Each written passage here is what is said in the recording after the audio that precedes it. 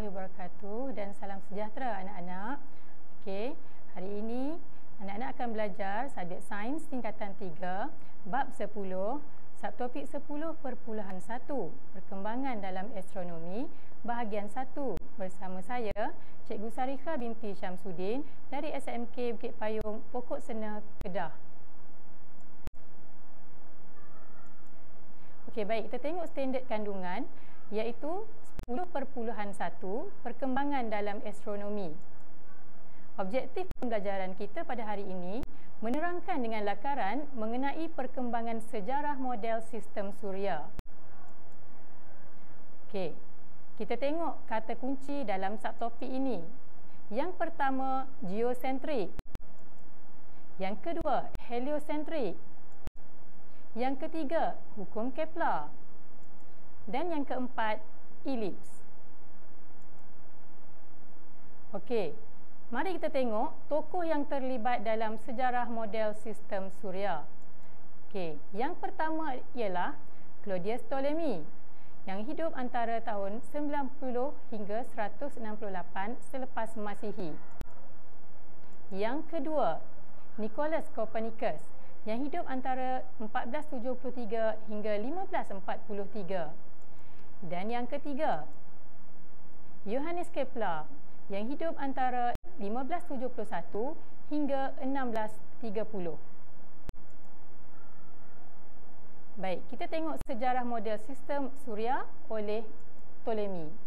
Kita kenali siapa itu Ptolemy. Okey, beliau merupakan ahli astronomi, astrologi dan geografi Yunani. Beliau membina model geosentrik dengan bumi pada pusat dan orbit yang membulat. Mari kita tengok model geosentrik. Okey, geo bermaksud bumi, sentrik bermaksud berpusat, dan bumi berada pada pusat sistem suria. Bumi berkeadaan pegun dan semua objek seperti matahari dan planet yang lain mengorbit mengelilingi bumi dalam orbit yang membulat. Okey, baik. Sekarang kita ke segmen uji minda. Okey, nyatakan betul atau salah bagi pernyataan di bawah. Soalan yang pertama. Ptolemy merupakan ahli astronomi, astrologi dan geografi Yunani. Betul atau salah? Okey, jawapannya betul. Baik, soalan yang kedua. Ptolemy membina model heliosentrik. Betul atau salah? Okey, jawapannya salah. Okey, Ptolemy membina model geosentrik. Okey, kita ke soalan yang seterusnya. Soalan ketiga. Dalam model geosentrik, bumi bertindak sebagai pusat sistem suria. Betul atau salah? Okey, jawapannya betul anak-anak.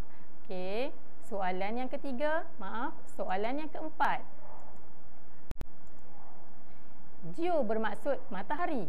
Betul atau salah? Okey, jawapannya salah. Geo bermaksud bumi. Seterusnya, soalan yang kelima. Geo bermaksud bumi dan sentrik bermaksud berpusat. Betul atau salah? Jawapannya betul. Okey. Soalan ke-6. Dalam model geosentrik, matahari bertindak sebagai pusat sistem suria. Betul atau salah? Okey, jawapannya salah ya anak-anak. Dalam model geosentrik, bumi bertindak sebagai pusat sistem suria. Sekian, terima kasih. Jumpa lagi.